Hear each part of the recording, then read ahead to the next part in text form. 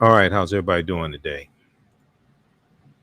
Hotep, hey, this is Michael Imhotep, founder of the African History Network, host of the African History Network show. I'm a talk show host, researcher, lecturer, writer, and historian.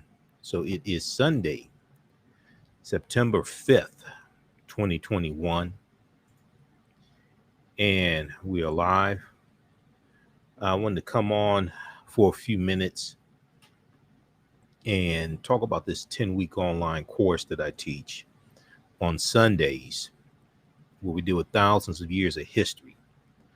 This is ancient Kemet, the Moors, and the Maafa, understanding the transatlantic slave trade, what they didn't teach you in school. And this is a class where we look at thousands of years of history. We look at ancient Africa, ancient Kemet, Nile Valley region of Africa. And we go through our history and we look and see what leads up to the transatlantic slave trade taking place. How's everybody doing? Share this broadcast on your social media platforms. Invite your friends to tune in also. And I teach this class on Sundays. Normally it's 2 p.m. to 4 p.m. Eastern Standard Time on Sundays. We have a class today. We're going to start around 4 p.m. on our online school. So you can register for the 10-week online course now. Join us in class. There's bonus content you can watch. You can watch the class we did last week. But I want to do a brief overview here of some of the content here. And, you know, all this history ties into the fights that we see going on right now over things like critical race theory. And we hear stories about lessons dealing with slavery and things like this that go wrong in schools. All this history is connected, okay? And the people's history and culture teaches them how to deal with the problems of the past and the present and the future to meet the needs of the community. And our history and culture, our self-esteem, our self-development, and self-worth is tied to our understanding of our history and culture. But just very briefly here, we see different stories like this one here from USA Today.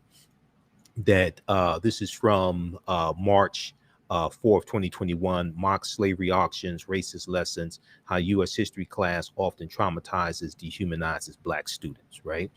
I see different stories like this on a regular basis. We look at this one right here from February 10th, 2021. Republican state lawmakers want to punish schools that teach the 1619 Project. So what we see taking place in a lot of states that have Republican dominated state legislatures, we see an attack on history, not just critical race theory, but we see an attack on what can be taught about history in schools, what can be taught about systemic racism.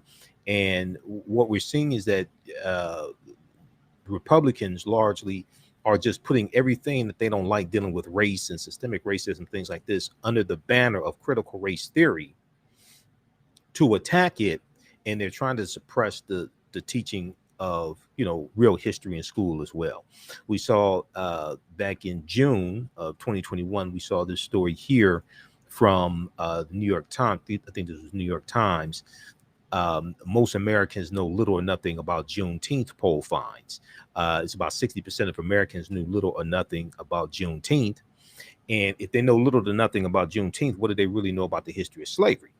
So when we try to get historical inequities and racial disparities addressed, you know, through legislation, we're dealing with people who are largely ignorant of history. This is one of my teachers, Dr. Leonard Jeffries, who teaches us whoever controls the images controls your self-esteem, self-respect, and self-development. Whoever controls the history controls the vision. And a lot of people have heard numerous interviews I've done with Dr. Jeffries, Professor James Small, Professor Kabahaya Watha Kamene, etc. over the years on the African History Network show. So here's a brief overview of some of the things that we deal with in the online course. And this is a 10-week online course that I teach, normally on Saturdays, 2 p.m. to 4 p.m. Eastern Standard Time. Today's class, we're going to start about 4 o'clock. We'll start later today. We do the class live. All the sessions are recorded. You can go back and watch them over and over again. And you can register for the class. We posted a link here. It's regularly $130, on sale $80. You can click on the link and register for the class, or you can register for it at our website, africanhistorynetwork.com, africanhistorynetwork.com. We have the information right on the homepage. Okay, so when we look at this here,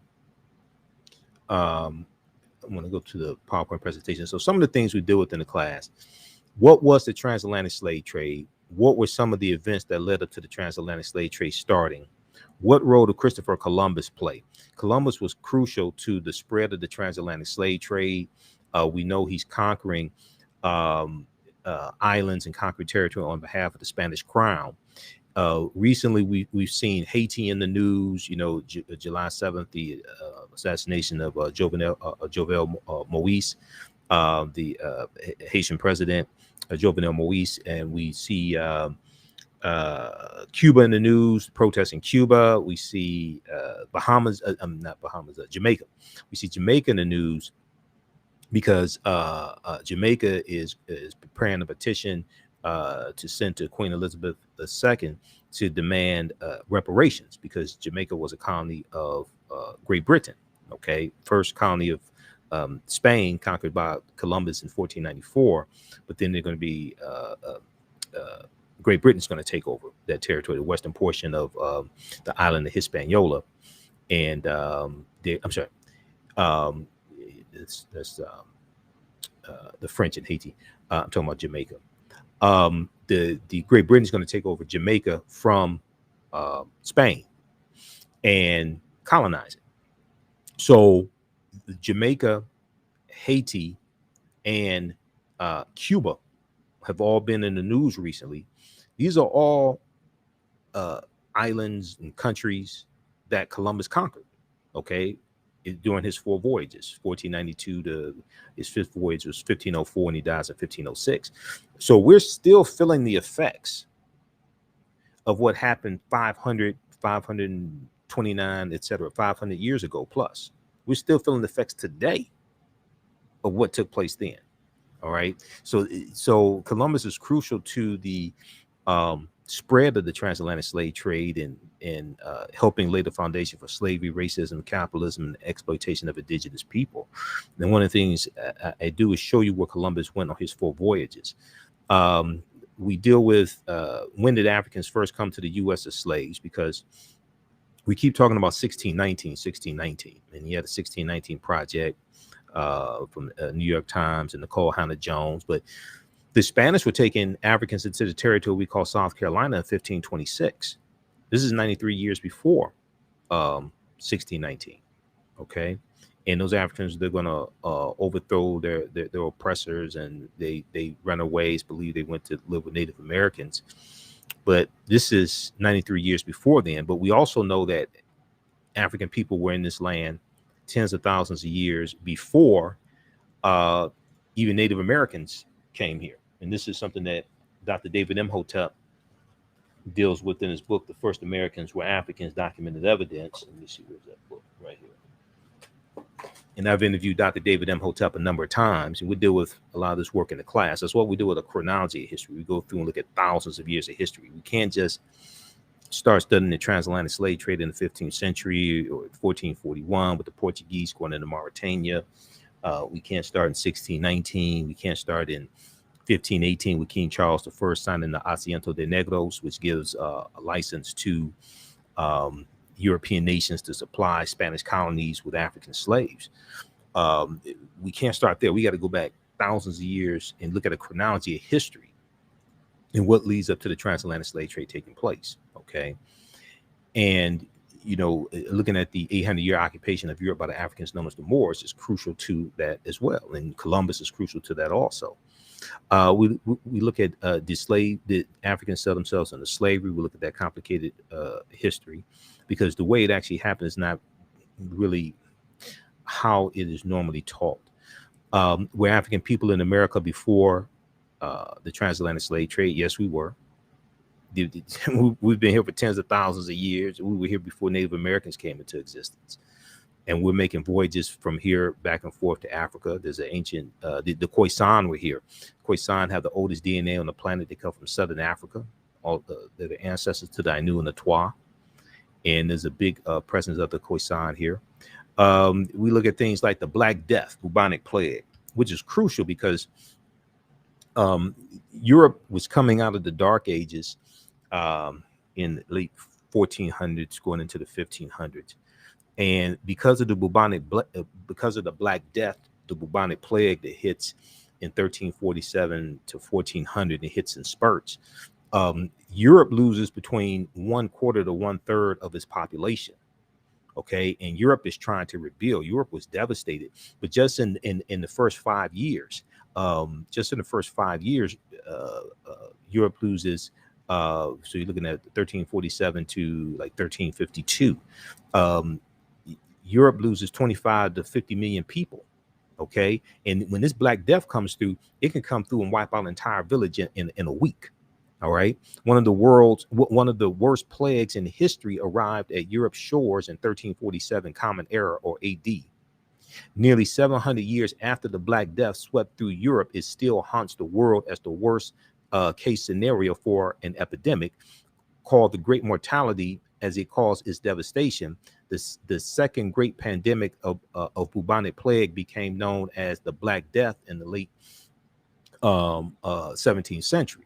Okay, so we're looking at this devastation taking place. We're looking at Europe being hit by civil war and all different types of things like this. And we also go through and look at these groups of Germanic people known as barbarians, the Anglos, the Saxons, the Jutes, the Lombards, the Picts, the Franks, etc., who are barbarians. And we know that the western portion of the Roman Empire is crushed in 476 AD, which casts Europe into what are known as the Dark Ages. And it's going to be the teachings of the African Moors, who go in 711 AD, led by Tariq ibn Ziyad, okay, the African general. They're going to, these teachings coming from the Nile Valley region of Africa are going to bring Europe out of the Dark Ages. They're going to bring Europe out of the Dark Ages. Now, it's going to be to the benefit of them, but to the detriment of us. Okay, it's going to be to the benefit of them, but to the detriment of us. This is Dr. David Imhotep as well. We'll talk about this in just a minute. He wrote the book, The First Americans Were Africans, Documented Evidence. Let me back up for a second. So here we have Cristobal Colon, or Christopher Columbus. And he conquers, he's going to conquer territory on behalf of the Spanish crown, King Ferdinand and Queen Isabella. His first of 4 voyages was August 3rd, 1492. Now, what's important to note about Columbus is that he never comes to the land that we call the United States of America. If you look at where he goes on his 4 voyages, he never comes to the land that we call the United States of America. Okay, he goes into the Caribbean, he goes into Puerto Rico and Honduras and Panama, Haiti. He goes into Venezuela, things like this. The closest he comes to this land is Cuba, which is about 90 miles away. Okay, he never comes to the land that we call the United States of America. So it's important to understand this, and a lot of the areas that he went into, Africans were already there as well. Yes, the Spanish are going to bring Africans into the Spanish territories starting in about 1501 and enslave them. Yes, that's true. Yes, they're going to enslave and kill native populations, the Taino, the Arawaks, things like this, the Native Americans that are there. But he never comes to the land that we call the United States of America. So his first voyage, August 3rd, 1492, he sails on the Nina, the Pinta, and Santa Maria. He goes into the Bahamas, what he calls San Salvador. He goes into Cuba and Hispaniola. Okay, in Hispaniola, he's going to, the western portion of the island Hispaniola is going to be taken over by the French from the Spanish, and that's where Haiti's going to be. They call it Saint Dominique. The French call it Saint Dominique, but it's going to be called Haiti. All right. Second voyage, September 1493, West Indies and Puerto Rico. And he goes into Jamaica, conquers Jamaica, 1494. Okay, so recently, like I said, we saw Jamaica, we saw Haiti, and then the earthquake just hit Haiti as well. So Haiti's back in the news as well. But Haiti, Cuba, and Jamaica, we've all seen them all in the news in the past few weeks. These are all islands that Columbus conquered. They're still feeling the effects of what happened 500 plus years ago.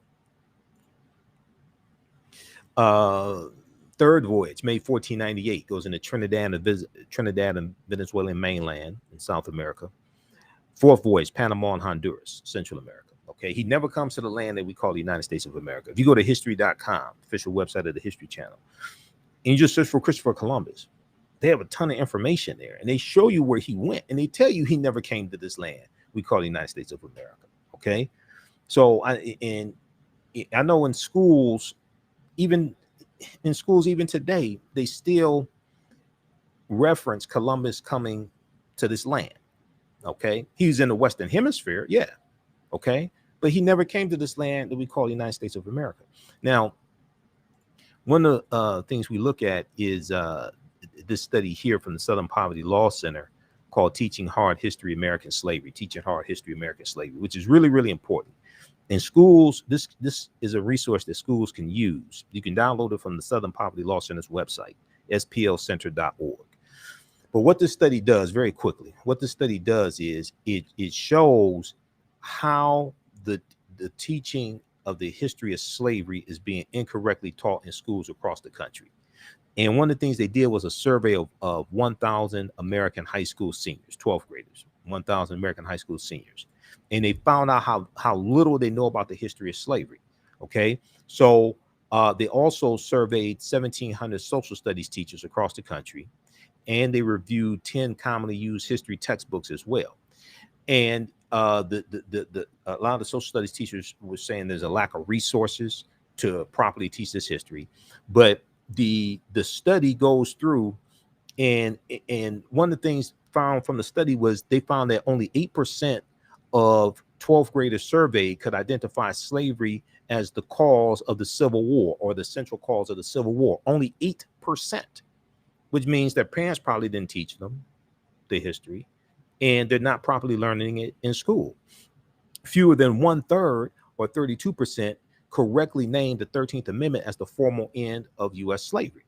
Okay, 35% thought it was the Emancipation Proclamation. All right, January 1st, 1863. The Emancipation Proclamation did not free the enslaved Africans.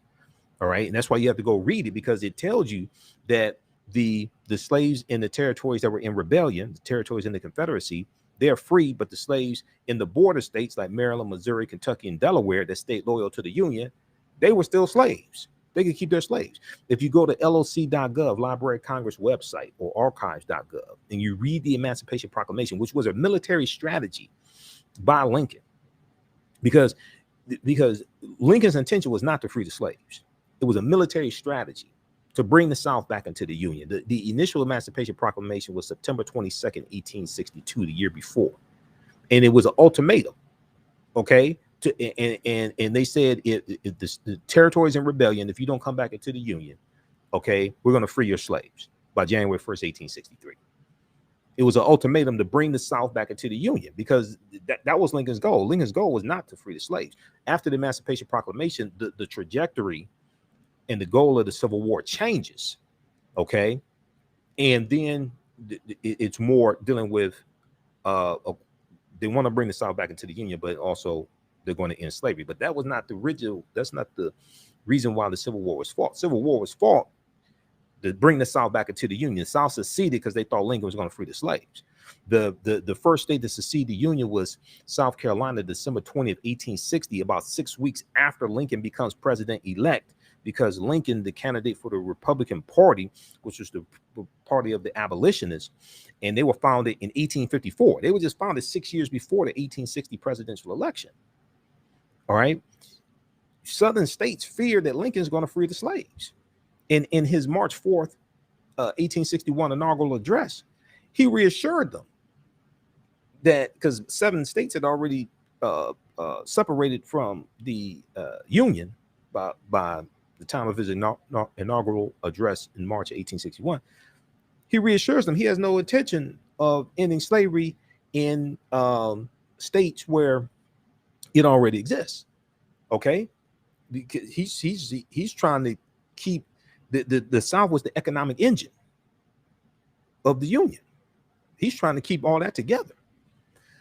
He thought slavery was morally wrong, but he didn't know what to do about it. But he was like, no, I ain't, I'm not here to end slavery. And this infuriated a lot of abolitionists when he said that also.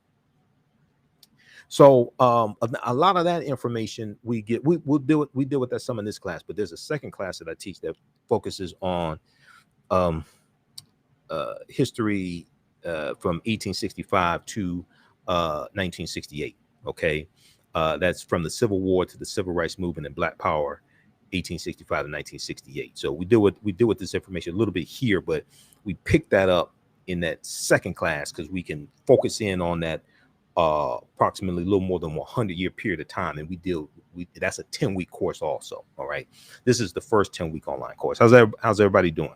Everybody share this broadcast on your social media platforms. Invite your friends to tune in also. I'm Michael Imhotep, host of the African History Network show, founder of the African History Network. And I'm giving a preview of this 10-week online course that I teach on Sundays called Ancient Kemet, the Moors, and the Maafa. Kemet's one of the original names for Egypt. Ancient Kemet, the Moors, and the Maafa, understanding the transatlantic slave trade, what they didn't teach you in school. And we deal with thousands of years of history, and we do what leads up to the transatlantic slave trade taking place. Okay, so this we do the class live. All the sessions are recorded. You can go back and watch it over and over again as well. Okay, and the class is regularly $130. Is on sale $80, and we have some bonus content for you. So as soon as you register, you can watch last week's class. You can join us in class today. We're going to start class today about 4 o'clock. You can join us in class today, and you get some bonus content from me. You get there's a lecture that I did in June of 2021 dealing with the real history of Juneteenth. You get that lecture in digital download format when you register, and then also there's some other bonus content that you'll get as well. All right. So when you go to our website, AfricanHistoryNetwork.com, just scroll down the page. This is the class I was just telling you about, from the Civil War to the Civil Rights Movement to Black Power. We do this on Saturdays.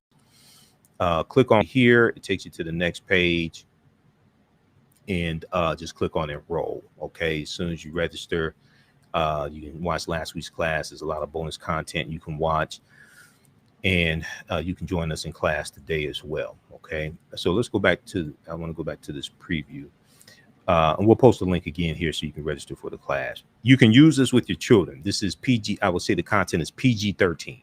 I don't do a lot of cursing. It's not overly vulgar or anything like that. All right. So we do a PowerPoint presentation. We have book references, articles, video clips, usually guest speakers also. It's a ton of information. Okay, so look at this article also here from theatlantic.com, what kids are really learning about slavery. This is from February 1st, 2018.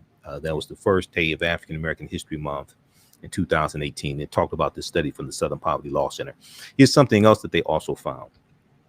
And all you have to do is listen to the debates dealing with critical race theory, listen to the debates dealing with what the history being taught in schools and the suppression of history being taught in schools, whether you're talking about Texas, whether you're talking about Florida, whether you're talking about Oklahoma. You see how ignorant people are about history, and you see a fear. Now, first of all, critical race theory is not taught in K through 12 schools. All right, that's a legal analysis that's taught in graduate schools and law schools. K through 12 doesn't teach critical race theory. All right, but you have a fear of some white people who fear the truth being taught. And they don't want the real history of this country coming out. They don't want the real history of systemic racism and white supremacy, all that stuff coming out. Okay. And there's also a fear, right, that if this stuff is taught in schools, it's going to cause their children to start asking questions. And what happens when these, children come home, and these white children come home, they start doing research, and they start putting pieces together and start searching their family tree and find out their grandfather, great-grandfather was in the Klan, that they were involved in lynching African Americans. Like some of their, because see, you got to understand, because schools are more integrated today, a lot of white children have African American friends, Latino friends, things like that. What happens when they start researching and find out great-granddaddy or granddaddy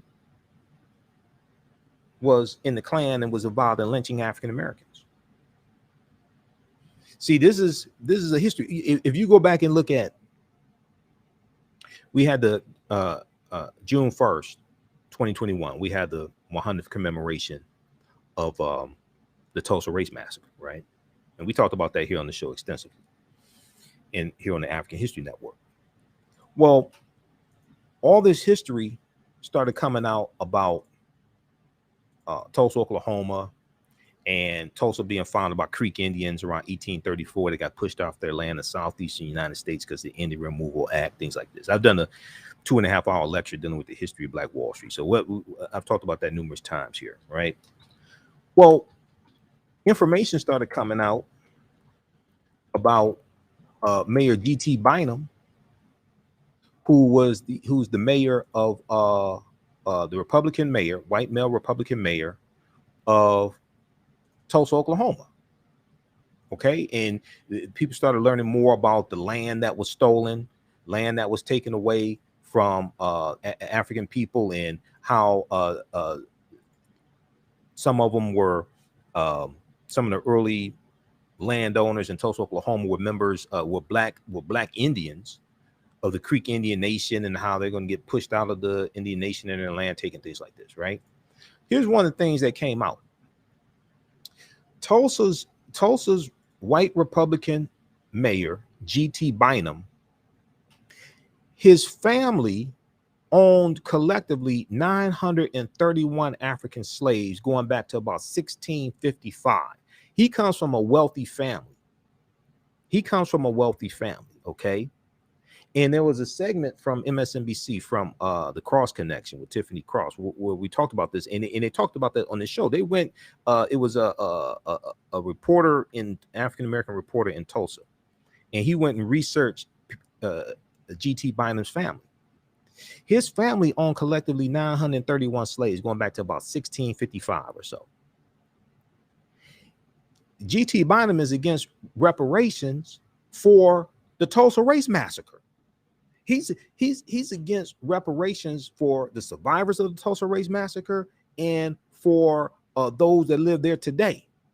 He's against reparations for them, but he's the beneficiary of his family over generations. Okay, going back to 1655, owning collectively 931 African slaves. So, see, when you start digging into the history, all this stuff starts falling out of the family trees. You know, and they want to talk about equal opportunity today and all this stuff, but they don't want to address the accumulation of wealth and how they were able to take advantage of opportunities in the past and position themselves in the past. They don't want to deal with none of that. And this is one of the reasons why you have an attack really on this history being taught in schools, because you have teachers who are saying, look, let us teach the history. This is one of the reasons why you have this attack, because you have people scared about what's going to come out.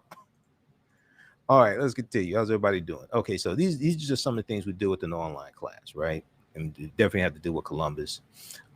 We talk about, just back up here. We deal with were African people in America before the transatlantic slave trade? Absolutely. We were here for tens of thousands of years, like I said, and there's a lot of good work from Dr. David Imhotep that deals with this, and other scholars also. He wrote the book, The First Americans Were Africans, Documented Evidence. We do with the 800-year occupation of Europe by the Africans known as the Moors, shocking archaeological discoveries that are causing experts to rethink everything. Now, I've been teaching this class since 2017, and each class there's more and more archaeological discoveries that I add to it, because more information is coming out. You know, there's archaeological discoveries coming out like every 2 weeks, something like that. But when these archaeological discoveries take place, when they come out, like the one in June, I think it's 2017 in Morocco, that found skeletal remains of Homo sapiens dating back between 300,000 to 350,000 years ago. But the oldest remains of Homo sapiens that they had before that dated back about 195,000 years ago, found in Ethiopia.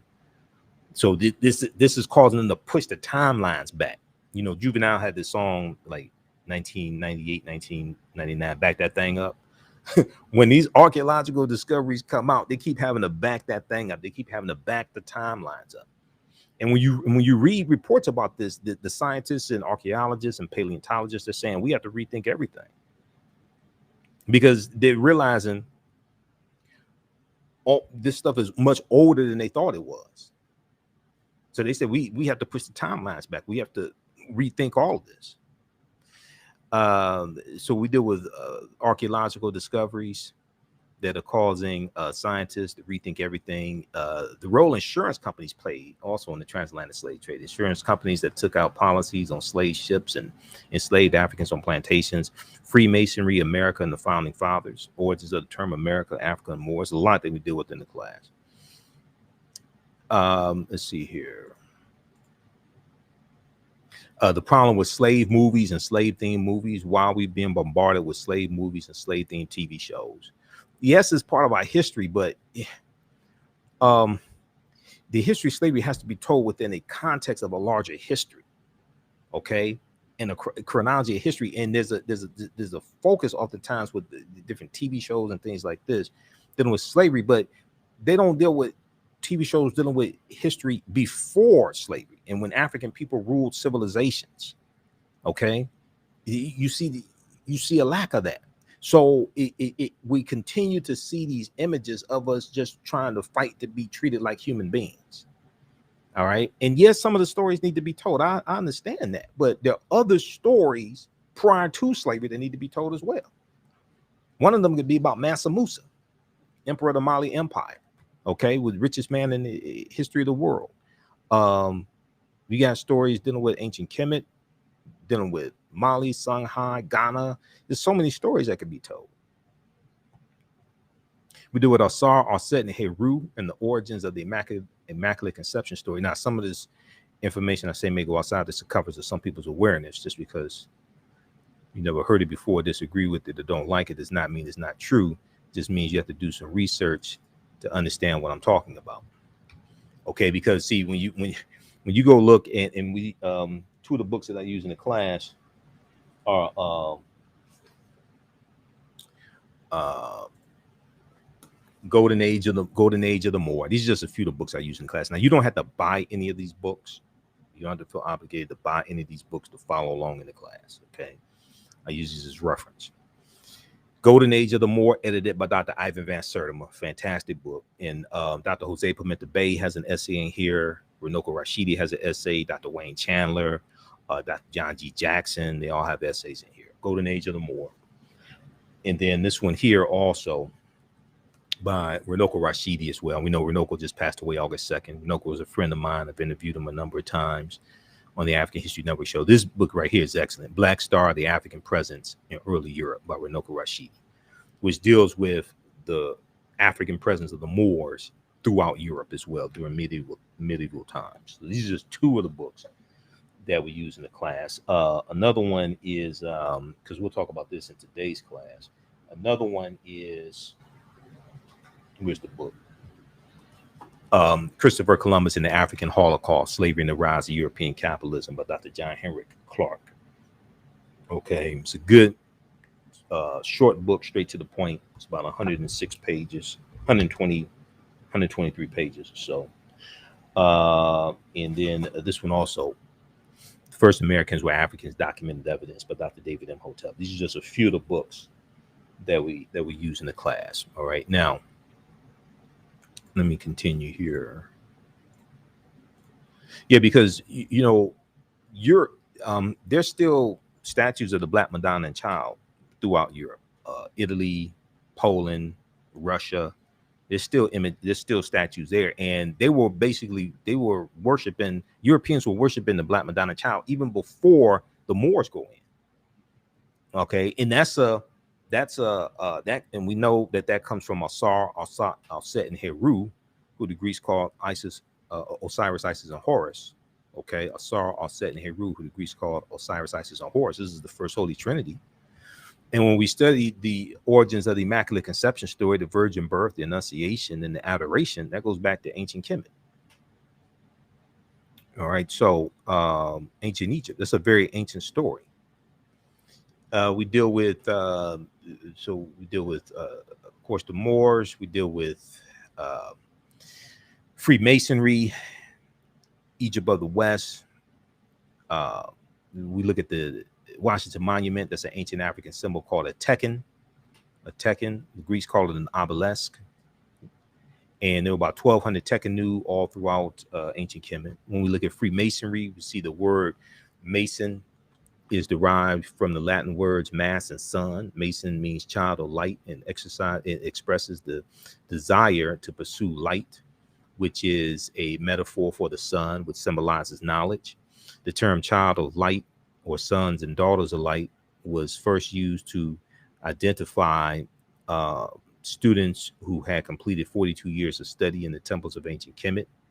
Many Masonic temples were modeled after the temples of ancient Kemet, places where light or knowledge was imparted in a series of steps or degrees.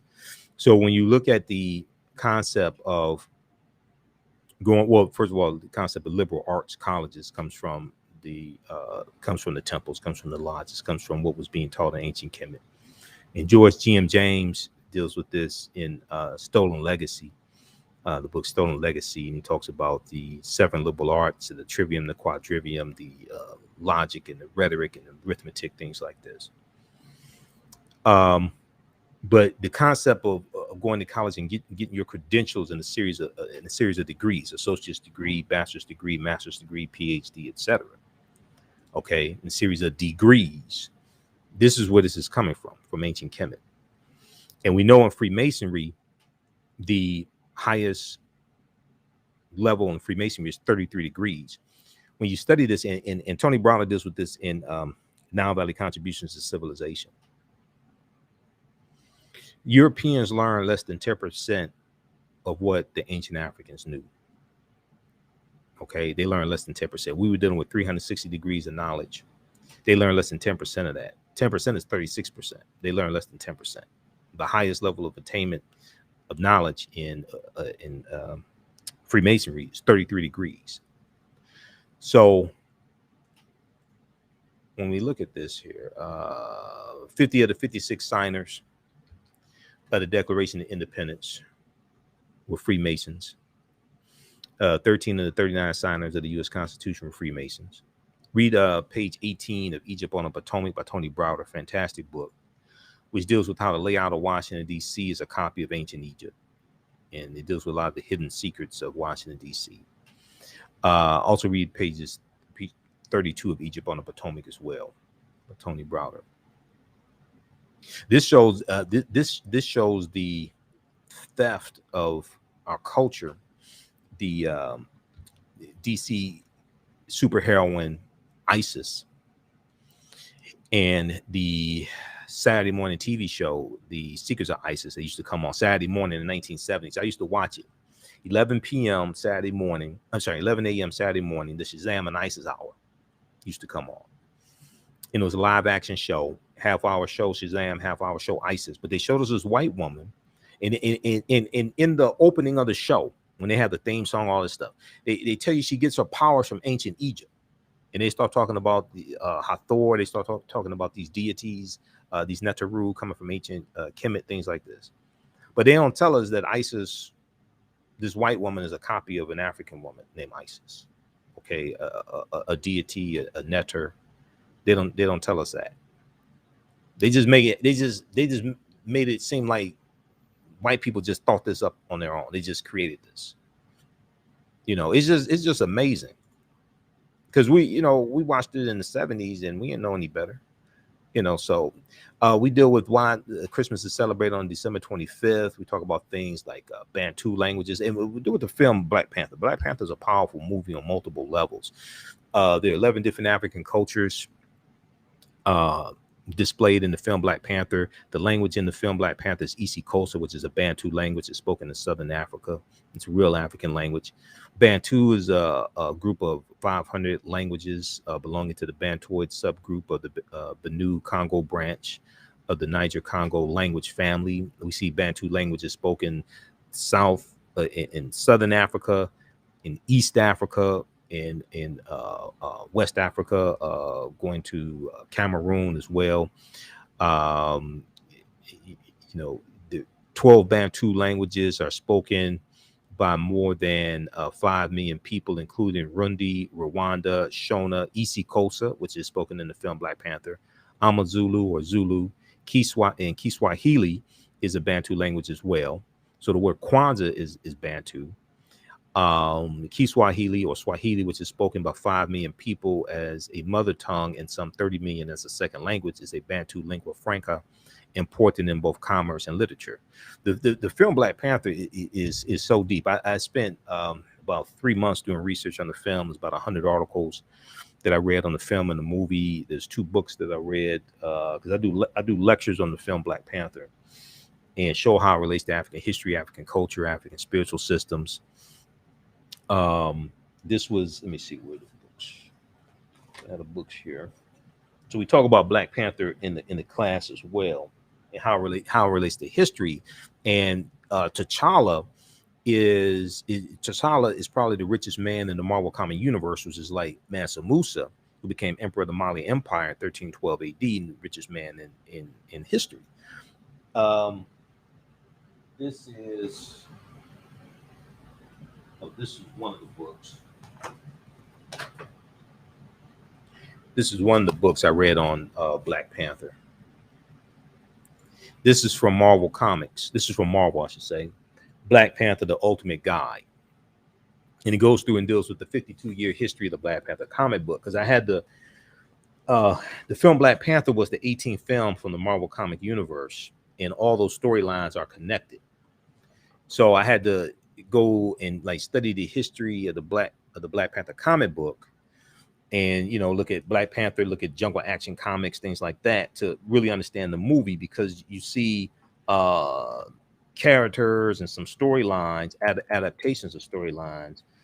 You see that in the movie. Okay. So I had to go through and like research this history to understand what the hell I'm talking about when I do lectures on Black Panther. Unfortunately, there's a lot of people putting stuff out about Black Panther that did not do the research. And I can listen to what they said, and I can tell they didn't do the research. I'll just leave it there. But it's a deep movie. We saw African martial arts displayed in the movie also. So yes, it's I'm waiting for Black Panther 2 to come out. All right, let's see here. Let me close some of this out. Okay, so you can register for this 10-week online course. We'll post a link here. This is Ancient Kemet, the Moors, and the Maafa, Understanding the Transatlantic Slave Trade, what they didn't teach you in school. This is just a brief overview of the online course. We just posted a link here. You can also register for it at our website, africanhistorynetwork.com, africanhistorynetwork.com. We do the classes live. All the sessions are recorded. You can go back and watch them over and over again. And even after the 10-week online course is over with, you still have access to the class. You can still go watch the full class. So next year, you can still go back and watch the full class. You still have access to it. You can visit our website, africanhistorynetwork.com. Right on the home page, scroll down, and we have the information for my radio show. I'm on 6 days a week. This is the first class. This is the second class right here, from the Civil War to the Civil Rights Movement and Black Power, 1865 to 1968. But this one right here, 10-week online course, Ancient Kemet, the Moors, and Maafa, Understand the Transatlantic Slave Trade, what they didn't teach you in school. We teach this class on Sundays, normally 2 p.m. to 4 p.m.